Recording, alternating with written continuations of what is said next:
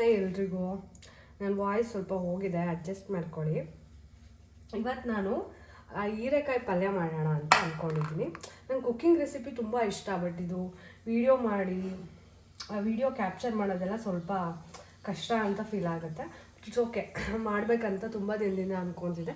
So ಇವತ್ತು ಮಾಡ್ತಾಯಿದ್ದೀನಿ. So ಹೀರೆಕಾಯಿ ಪಲ್ಯ, ಏನಪ್ಪ ಹೀರೆಕಾಯಿ ಪಲ್ಯ ಮಾಡ್ತಿದ್ದಲ್ಲ, ಎಲ್ರಿಗೂ ಗೊತ್ತಿದೆ ಅಂದ್ಕೊಳ್ತೀನಿ. ಬಟ್ ಸ್ಟಿಲ್, ಯಾಕಂದರೆ ಇವಾಗ ತಾನೇ ರೀಸೆಂಟಾಗಿ ಮದುವೆ ಆಗಿರೋ ಹುಡುಗಿರು ಇರ್ತಾರೆ, ಇಲ್ಲ ಬ್ಯಾಚುಲರೇಟ್ಸ್ ಇರ್ತಾರೆ. ಸೊ ಅವ್ರಿಗೆ ಹೆಲ್ಪ್ ಆಗುತ್ತೆ ಅಂತ ನಾನು ಮಾಡೋ ಸ್ಟೈಲಲ್ಲಿ ಹೀರೆಕಾಯಿ ಪಲ್ಯನ ತೋರಿಸ್ತಾ ಇದ್ದೀನಿ. ಸೊ ಇದಕ್ಕೆ ಏನೇನು ಬೇಕಂದರೆ,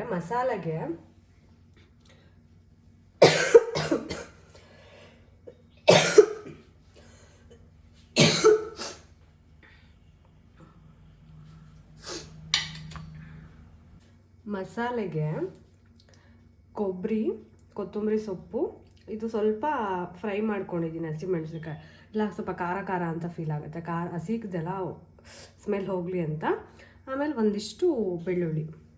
ಸೊ ಇದನ್ನು ಚೆನ್ನಾಗಿ ಪೇಸ್ಟ್ ಮಾಡ್ಕೋಬೇಕು.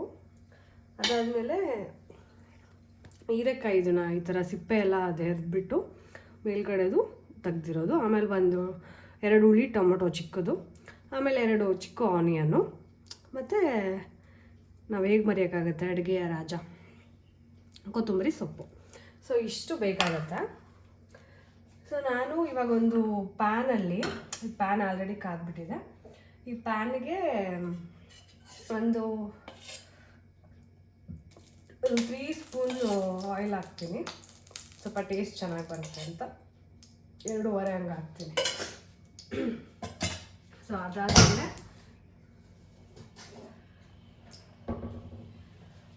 ಎಣ್ಣೆ ಕಾಯಬೇಕು.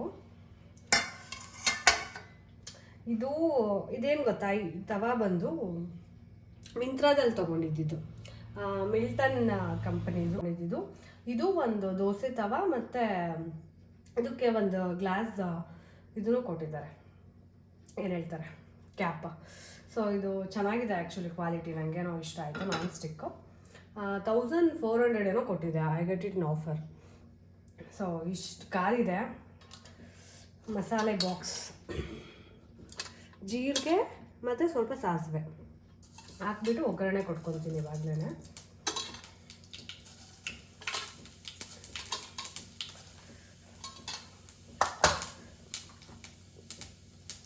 ಆಮೇಲೆ ಒಂದಿಷ್ಟು ಕರಿಬೇವು,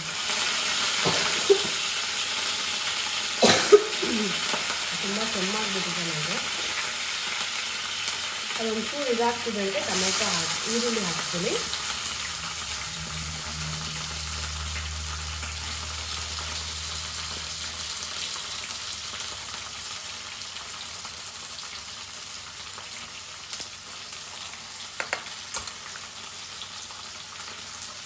ಹೈ ಫ್ಲೇಮನ್ನು ಇರಲಿ, ಏನು ತೊಂದರೆ ಇಲ್ಲ.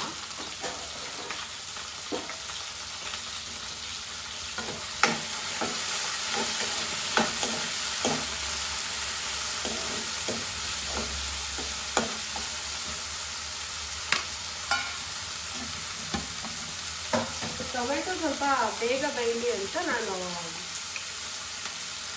ಸ್ವಲ್ಪ ಸಾಲ್ಟ್ ಹಾಕ್ತಿದ್ದೀನಿ, ಆಮೇಲೆ ಮತ್ತೆ ಹಾಕ್ಕೊಳ್ತೀನಿ. ಸೊ ಈ ಥರ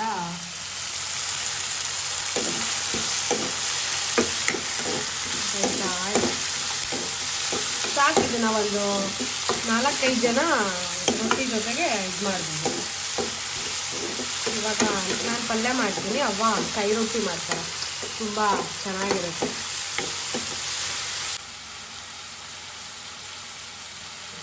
ಆಮೇಲೆ ಎಲ್ಲರೂ ಹೇಳ್ತಾರೆ ಸಾಲ್ಟ್ನೆಲ್ಲ ಈ ಥರ ಜಾರಲ್ಲಿ ಹಾಕಿ ಇಟ್ಕೋಬೇಕು ಅಂತ. ಸೊ ನಾನು ಬ್ಯಾಂಗ್ಳೂರಲ್ಲಿ ಮೂರ್ಗೆ ಹೋದಾಗ ಇದು ತೊಗೊಂಡಿದ್ದೆ. ಇಟ್ಪಿನ್ನು 1.5 ಇಯರ್ ಇದಕ್ಕೆ, 1 ಇಯರ್ ಇದಕ್ಕೆ. ಇದು ತುಂಬ ಚೆನ್ನಾಗಿದೆ ಅಲ್ಲ. ಬಟ್ ಏನೂ ಮಾಡಿಲ್ಲ ಸದ್ಯ, ಹುಷಾರಾಗಿ ಇಟ್ಕೊಂಡಿದ್ದೀವಿ. ಇದು ಬಂದು ಚಿಕ್ಕ ಸಣ್ಣುಪ್ಪು, ಅದಕ್ಕೆ 2 ಇಲ್ಲಿ ಕಾಣಿಸ್ತಾ ಇದೆ ಅಂದ್ಕೊಳ್ತೀನಿ. ಆಮೇಲೆ ಇದು ಪುಟಾಣಿ ಜಾರ್ಸ್ಗಳಿದ್ರಲ್ಲಿ, ಇದರಲ್ಲಿ ಒಂಚೂರು ಸಾಲ್ಟ್ ಇದೆ, ರಾಕ್ ಸಾಲ್ಟು. ಇದು ಮನಿ ಪ್ಲಾಂಟ್. ಇದು ಅಷ್ಟೇ ಮೀಶೋದಲ್ಲಿ ತೊಗೊಂಡಿದ್ದು.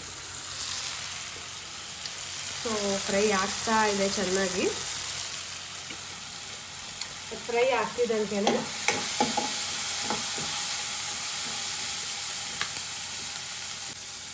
ಇದು ಇವಾಗ ಫ್ರೈ ಆಗಿದೆ, ಒಂದು 80% ಫ್ರೈ ಆಗಿದೆ. ಸೊ ನಾನಿವಾಗ ಇದಕ್ಕೆ ಹೀರೆಕಾಯಿನ ಆ್ಯಡ್ ಮಾಡ್ತಾ ಇದ್ದೀನಿ.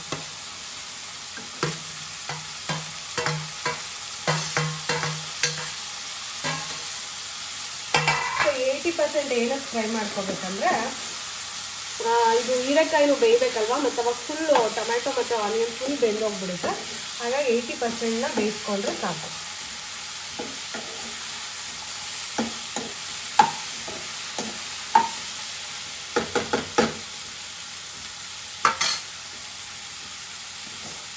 ಸೊ ಇದು ಸ್ವಲ್ಪ ಅರಿಶಿಣ ಹಾಕ್ತಾ ಇದ್ದೀನಿ.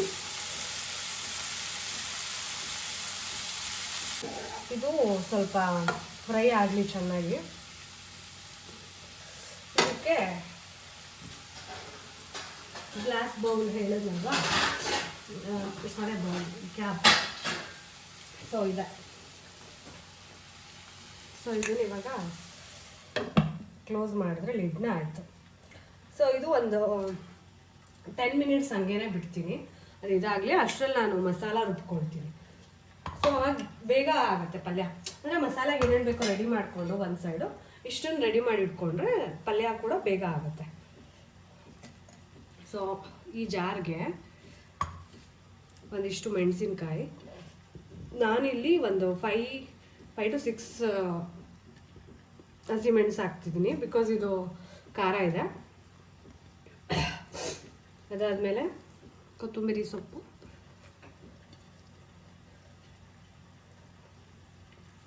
ಆಮೇಲೆ ಬೆಳ್ಳುಳ್ಳಿ ಒಂದು 8 ಬೇಳೆ ತೊಗೊಂಡಿದ್ದೀನಿ ಬೆಳ್ಳುಳ್ಳಿನ ಹೆಸರು. ಆಮೇಲೆ ಹಸಿ ಕೊಬ್ಬರಿ.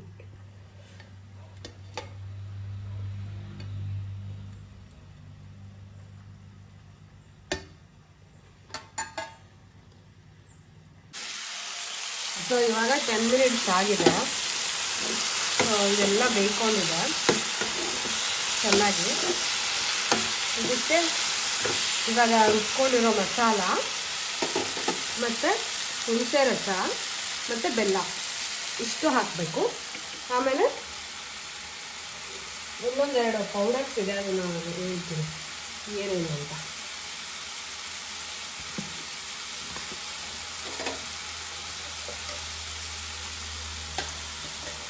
ಸೊ ಮಸಾಲೆನು ನಾನು ಆವಾಗಲೇ ಫೈನ್ ಪೇಸ್ಟ್ ಮಾಡ್ಕೋಬೇಕಂದ್ರೆ ಈ ಥರ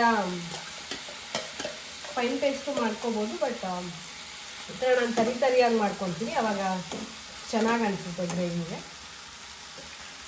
ಸ್ವಲ್ಪ ನೀರು ಹಾಕ್ಕೊಂಡು ಇದು ನಾವು ಗಟ್ಟಿಗೆ ಮಾಡಿಕೊಂಡ್ರೆ ಆ್ಯಕ್ಚುಲಿ ಚೆನ್ನಾಗಿದೆ, ತುಂಬ ತೆಳ್ಳಗೆ ಮಾಡ್ಕೋಬಾರ್ದು.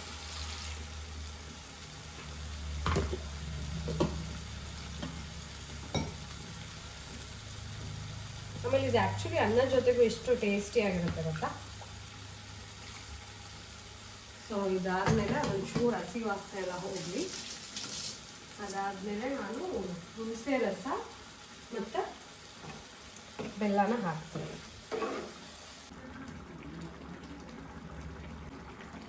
ಸೊ ಈ ಥರ ಆಗಿದೆ. ಇವಾಗ ಇದಕ್ಕೆ ಸಾಂಬಾರು ಪುಡಿ ಮತ್ತು ಕುಶರಣಿ ಪುಡಿ, ಅದಕ್ಕೆ ಗುರೆಳ್ಳು ಅಂತಲೂ ಕರೀತಾರೆ, ಮೇ ಬಿ ಇದು ನಾರ್ತ್ ಸೈಡು, ನಂಗೆ ಗೊತ್ತಿಲ್ಲ. ಸೊ ಅದನ್ನು ಮಿಕ್ಸಪ್ ಮಾಡಬೇಕು. ಅದಕ್ಕಿಂತ ಮುಂಚೆ ಹುಣಸೆ ರಸನ ಹಾಕ್ತೀನಿ.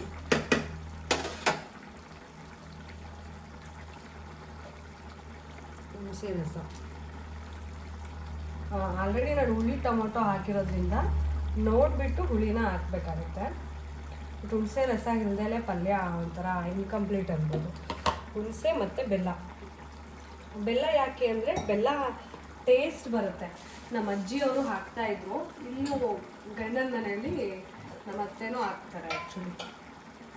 ಸೊ ಬೆಲ್ಲ ಹಾಕಿದ್ರೆ ಅದ್ರದ್ದು ಅಡುಗೆ ರುಚಿನೇ ಬೇರೆ ಆಯಿತಾ, ತುಂಬ ಟೇಸ್ಟ್ ಕೊಡುತ್ತೆ. ಸೊ ಇದು ಬೆಲ್ಲ ಬೆಲ್ಲ ಏನೀಗಿದೆ ಅಂದ್ಕೊಂಡ್ರೆ ಇದು ಜೋನಿ ಬೆಲ್ಲ. ಸೊ ಇದನ್ನು ಒಂದು ಸ್ಪೂನಷ್ಟು ಹಾಕ್ತೀನಿ.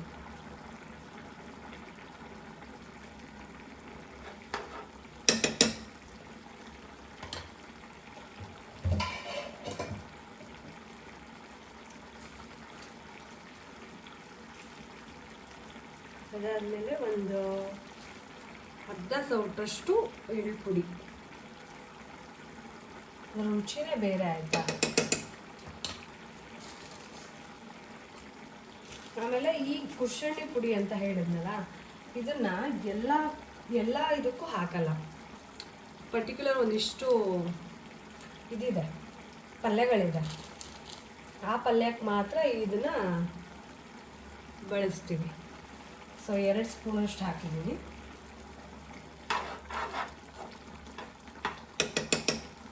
ಸೊ ಆವಾಗಲೇ ನಾನು ಬೇಯಬೇಕು ಅಂತ ಸ್ವಲ್ಪ ಫ್ರೈ ಆಗಲಿ ಅಂತ ನಾನು ಟೊಮೆಟೊಗೆ ಬೆಲ್ಲ ಇದು ಹಾಕಿದ್ದೆ, ಉಪ್ಪು. ಇವಾಗ ಉಪ್ಪನ್ನ ಹಾಕ್ತಾ ಇದ್ದೀನಿ. ಸೊ ನೋಡ್ಕೊಂಡು ಹಾಕಬೇಕು.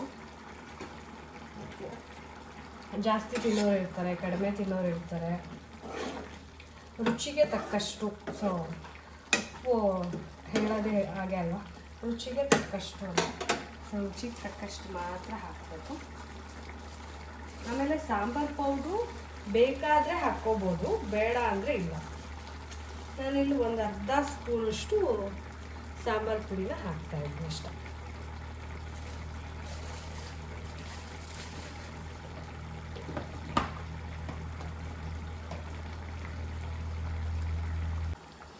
ಪರಿಮಳ ಅಂತೂ ತುಂಬ ಚೆನ್ನಾಗಿ ಬರ್ತಿದೆ. ಇದ್ರ ಜೊತೆ ಬಿಸಿ ಬಿಸಿ ರೊಟ್ಟಿನ ತಿಂದುಬಿಟ್ರೆ ಆ ಕುದಿಯೋ ಸೌಂಡು ಬರ್ತಾ ಇದೆ, ನೋಡಿದ್ರಲ್ವ. ಸೊ ಕಲರ್ ಕೂಡ ಎಷ್ಟು ಚೆನ್ನಾಗಾಗಿದೆ. ಸೊ ಇಷ್ಟೇ, ಹೀರೆಕಾಯಿ ಪಲ್ಯ ಈಸಿಯಾಗಿ ಮಾಡ್ಕೊಳ್ಳೋದು. ಒಂದು 10 ಮಿನಿಟ್ಸ್ ಸಾಕು ಅನಿಸುತ್ತೆ, 10 to 15 ಮಿನಿಟ್ಸ್ ಎಲ್ಲ ರೆಡಿ ಮಾಡಿ ಇಟ್ಕೊಂಡು. ಸೊ ಇದಾಗ್ತಾ ಇದೆ, ಎಲ್ಲ ಚೆನ್ನಾಗಿ ಮಿಕ್ಸ್ ಕೊಟ್ಟಿದ್ದೀನಿ. ಇವನ್ ನಾನು ಟೇಸ್ಟ್ ಕೂಡ ಮಾಡಿದೆ, ಉಪ್ಪು ಖಾರ ಎಲ್ಲ ಹುಳಿ ಎಲ್ಲ ಕರೆಕ್ಟಾಗಿದೆ. ಇನ್ನೊಂದು 1 ಮಿನಿಟ್ 2 ಮಿನಿಟ್ಸ್ ಬಿಟ್ಟು ಇದನ್ನು ಲಿಡ್ನ ಕ್ಲೋಸ್ ಮಾಡಿದ್ರೆ ಆಯಿತು. ಸಾರಿ, ಗ್ಯಾಸ್ನ ಆಫ್ ಮಾಡಿದ್ರೆ ಆಯಿತು.